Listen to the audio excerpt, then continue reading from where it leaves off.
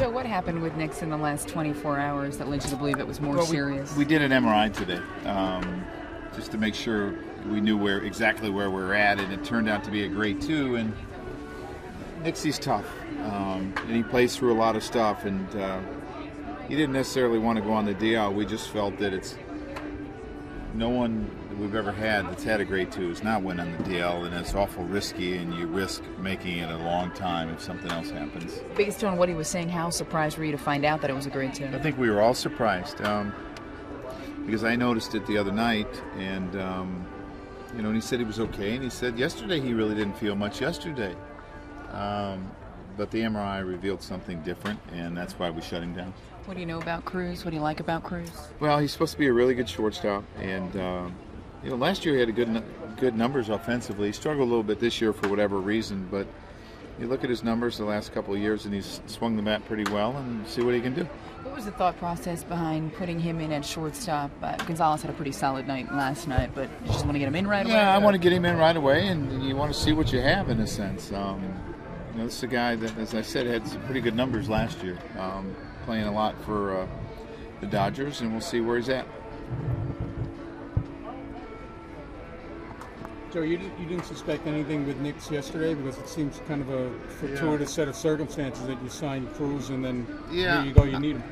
I didn't think that, from the way he described it, where he said he walked around and didn't really feel anything, I didn't suspect it was anything greater than maybe a grade 1 or, just some tightness. But, as I said, Nix is pretty tough and plays through a lot. Well, I mean, it's purely coincidental that you signed the shortstop, and it just happened. I got a call from Cash this morning that we got another shortstop.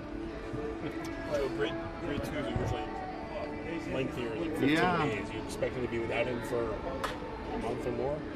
Well, I don't know. I mean, it's hard to predict because each guy heals different, and Nixie's, as I said, he's played through a lot. So, I mean, we're hoping, our hope is that you get him back after the All-Star break, but we're going to have to wait and see.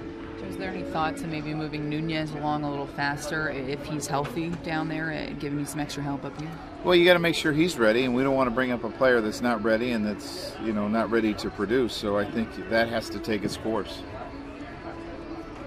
Shortstop's a pretty important position. How do you feel when you had 5 different starting shortstops in the first half of the season? Well, we've had a variety, right?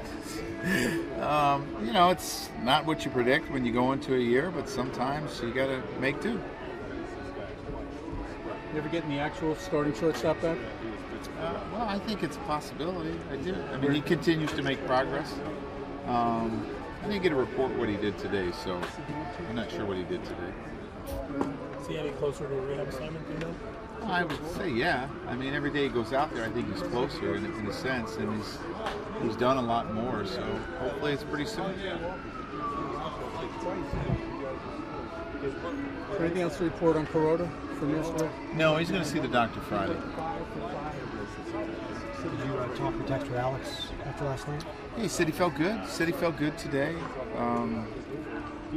I talked to him about the difference of being out there in that type of situation compared to the simulated, and he said he felt good. So see how he feels tomorrow.